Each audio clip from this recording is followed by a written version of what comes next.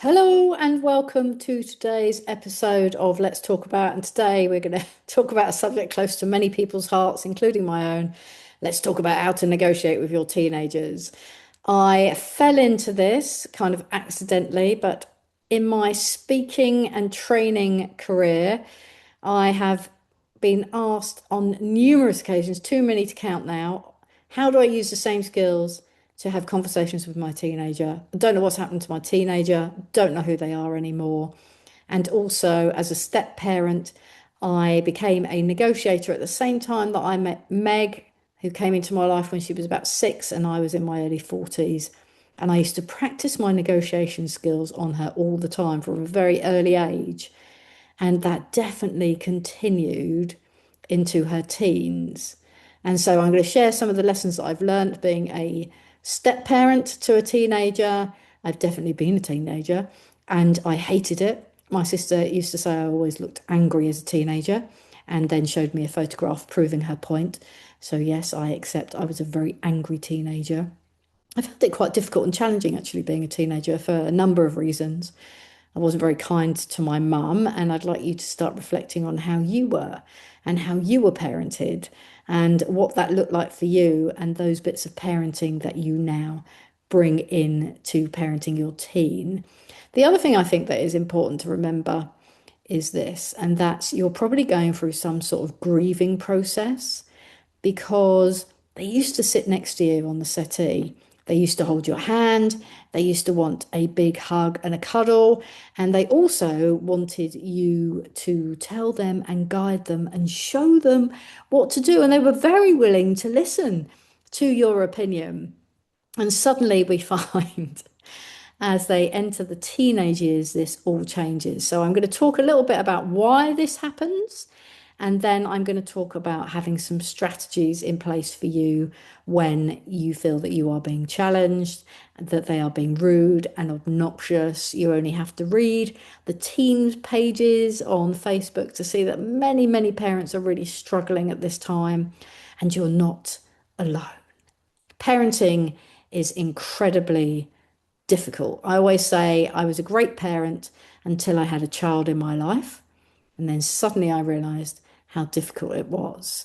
And on reflection, and I have apologised to my mum for my behaviour as a teenager, but on reflection, as you get older and you look back, you go, oh, actually, I wasn't particularly nice at this time. I also feel that sometimes we create this big thing about being a teenager, oh yeah, teenagers, oh yeah, good luck with that, and all of those sorts of things, those conversations that we have. And remember, our young people are listening to those conversations and they will pick up on the language that we use. So let's have a look at what's really happening. Why suddenly do we not see our teenager for ages? A quick example from my own personal life. I remember sitting at home and it feels like one day it was this and the next day it was this. But Meg used to always sit with us, always want to watch TV with us, be part of everything that we're doing. Then suddenly, and it seemed to be when she joined secondary school, suddenly she wasn't there anymore. And I'd be like, where's Meg? And she's in her room. She's in her room a lot. Meg, do you want to come down and watch TV? No. Okay. Meg, we're doing this. Do you want to come? No. And of course, it starts to discover the online world, which we all have to live with, unfortunately and fortunately at the same time. There's good and bad and everything upside with most things, downside with most things. So we have to manage that and live with that as well. So thinking about boundaries. So why is this happening? Why is that young person suddenly changed dramatically? Well, their brain is totally different. It's forming, their identity is forming, and identity is becoming really key for them. Who are they becoming? Who are they? And the other thing that's happening with the brain is that there's lots going on. Lots going on around what's growing, what's not growing, what's being shorn, what's not being shorn, and the emotions that go with all of that as well. And there is a lot of overload there's a great book called Blame My Brain, which I found really useful as a step parent of a teenager. Blame My Brain just helps you to understand how the brain is working. And we know that that prefrontal cortex is very much under construction, and that's where we make our decisions. We also know that research with new MRI scans on the brain shows that it doesn't really fully develop until our mid-20s. And with young men, it's a little bit later. And that's why, sadly, so many young men die in risky activities or do things, and we're thinking that is too risky. Why are you doing that? Because that part of the brain hasn't quite formed. They're also highly sensitive, and this is completely normal. So when you put all of that together, what you generally get is a very, very quick reaction. Now, let's be honest, as adults, we are also very quick to react. And often that can cause some of those conflict conversations. And we'll talk about that a little bit more because one of the things I learned as a hostage and crisis negotiator, especially, I've probably known this for a long time, but I still try and do it, is that we can't change people. So the only thing that we can do is have some control over how we choose to react, or can we press the big pause button and respond? Because I don't know about you, but if I react to Meg when she's in that highly sensitive area, then I'm going to get a reaction back. And then it becomes that big conversation that probably didn't really need to happen in the first place. So, me as an adult, as a parent, I have to take responsibility for that as well. And often I think and this is just my belief system, I'm not saying it's true for everybody, but often I think we as the adults, we have a very high expectation on young people and we don't accept responsibility. We look to blame, so we don't accept the responsibility of how we're reacting in the moment. And we really do react, let's be honest. I include myself in that, by the way. So we know they've got high emotional intensity, but the other thing that's going on is they've got a really strong independence drive. They want to spread their wings and fly from the nest, and we don't want to let them go. We want to hold them back because the world out there is scary. And we know because we've got our experience of how scary it can be and what might happen, and we want to just protect. Of course, they don't want that. They want to fight. They want to go out and get experiences, have independence. And of course, that often causes conflict. I don't know about you. As a teenager, I knew absolutely everything. And of course, I didn't know very much. But I'm learning and developing and growing. And that's our job as adults, is to help them to learn, develop, and grow into independent adults who leave the nest and have their own life and have a good life. So, what can we do as parents with our teenagers? So, the first thing I really want to talk about is something called the red zone. This is where we get arguing, door slamming, maybe withdrawal, definitely some sarcasm going on in there. And I'm sure that you can relate to that. And that's just the adults. I'm joking, but I'm not really joking because it can be us. We can argue back, we react, we start arguing back. We start stomping around the house. We might withdraw and not set the boundaries because it's just too overwhelming to deal with. And we probably do use sarcasm sometimes with our young people. So it's about watching for the red zone for your teenager, but also watching for the red zone for yourself. Because we can't control the reaction we're going to get from them. So what we're looking for is, how can we be more self-aware? Now, for me, I know that my reaction starts in my shoulders. I get really tight across the shoulders, and that is my first warning signal.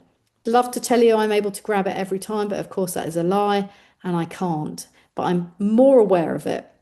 I'm more aware that this might actually be a time for me to walk away rather than to get sucked in to an argument about something as important as who hasn't emptied the dishwasher, why is your room a complete mess?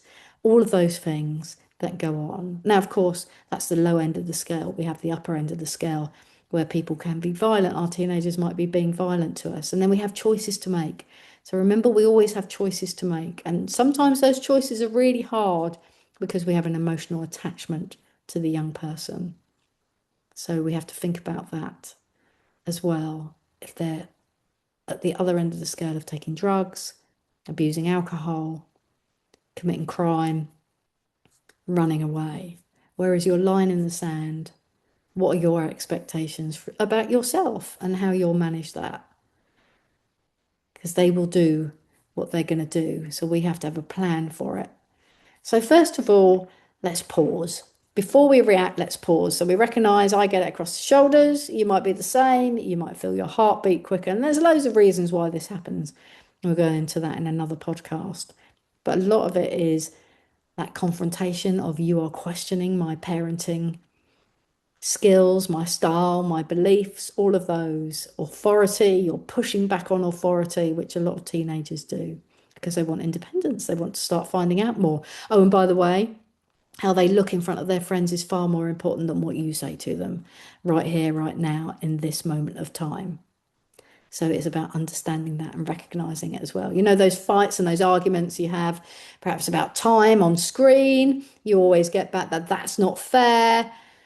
That's like fairness is a really high value, by the way. So you probably have said that to yourself when you feel that you're being treated unfairly, but that's not fair is a really strong, high value. It's research is now showing that's a very high value, especially in young people with ADHD, that you'll push back on that fairness and that integrity really strongly. And so when we feel that we're not being treated the same as other people or fairly, we give a reaction. And that might be screen time, how long you allow them to have screen time, bedtime, what are your rules, coming back from being out on an evening with friends, what time is around that. And you will have your line in your sand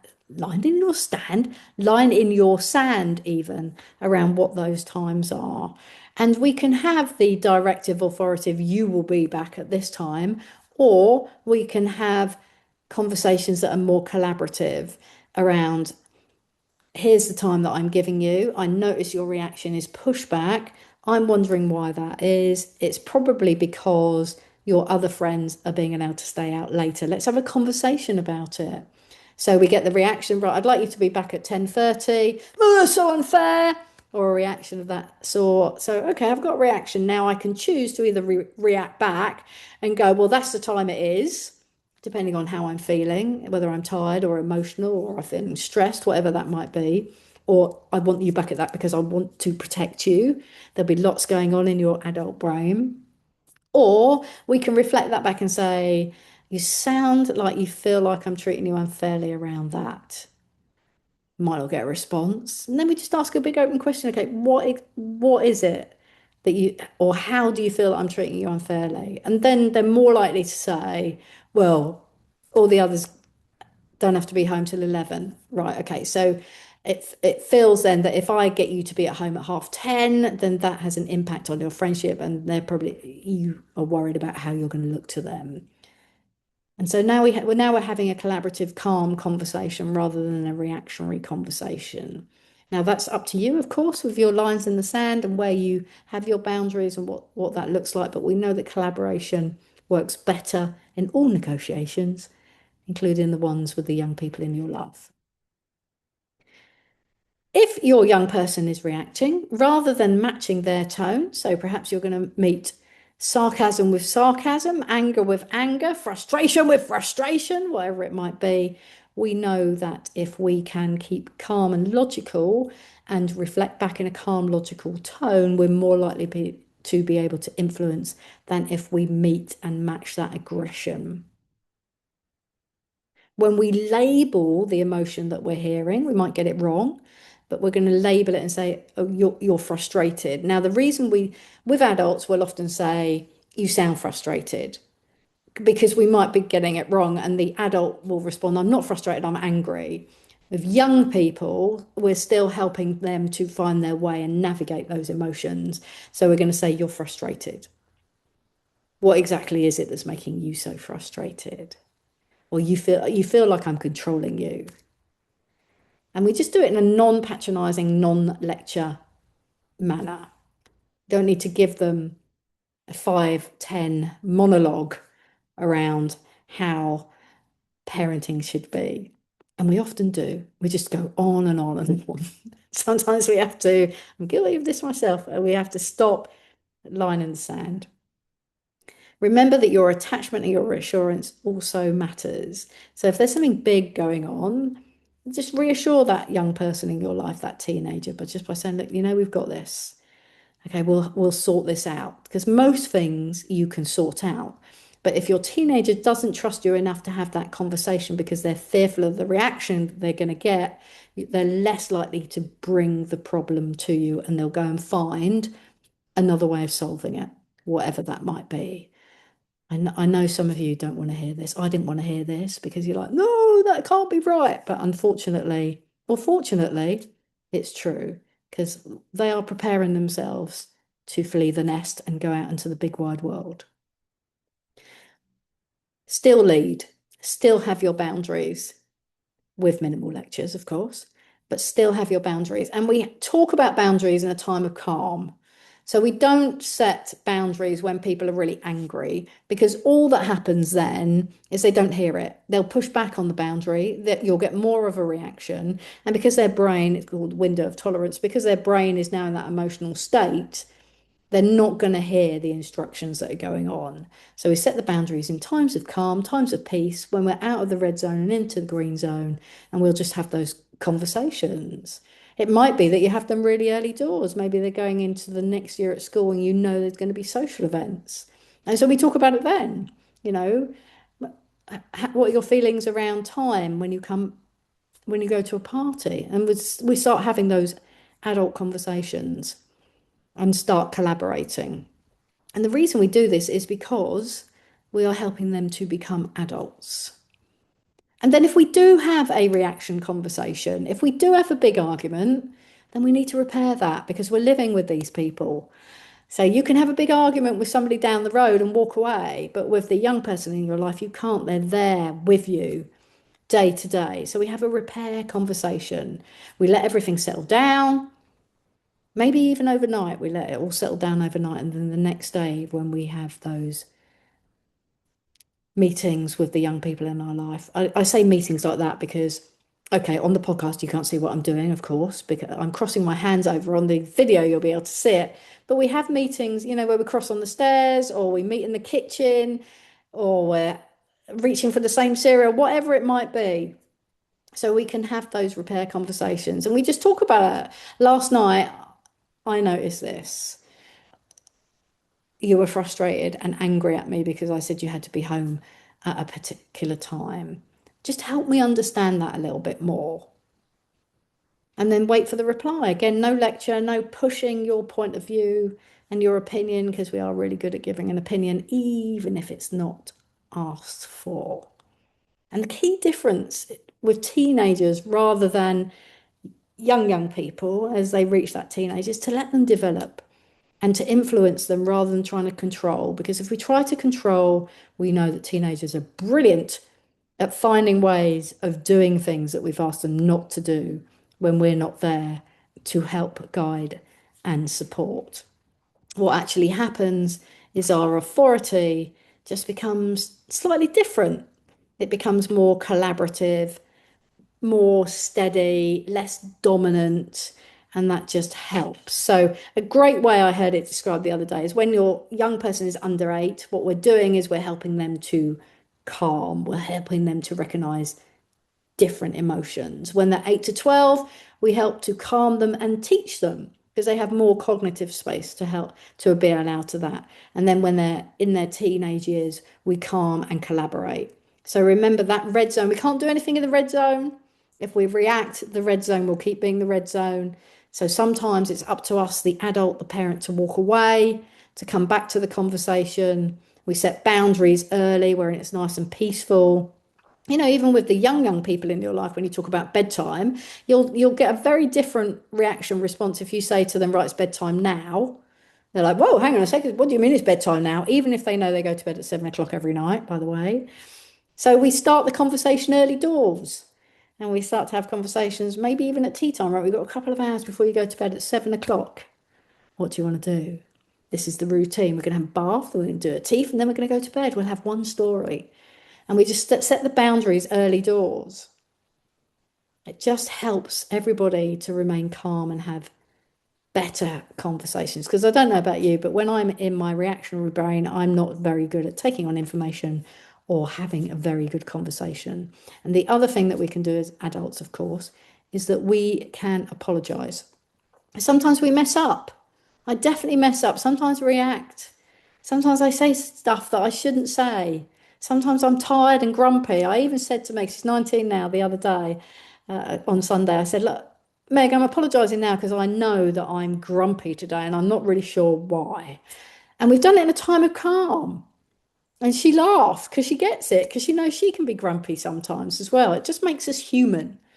And it's okay to be human. I hope that helps you. Just some ideas around understanding yourself better, understanding your teenager's brain a little bit more, and then just having some tools that will help you to have better conversations. And I wrote this in my Friday email a few weeks ago. I was having a conversation with my sister. My niece is, oh gosh, she's 21 this year. I can't believe it. Where's that time gone? So my niece is 21, and my sister said, when your teenager wants to talk to you, because I was talking about doing the podcast and working with parents around with teenagers, she said, when your teenager wants to talk to you, you drop everything. You drop everything because it means they really want to talk to you. And if you walk away from that conversation, if you're on your phone, if you're not showing them that you love and care about them in that moment in time, that is a moment in time missed, an opportunity missed. And when I reflected on my life with Meg, I was like, yeah, actually, there are times when Meg has really needed to talk to me.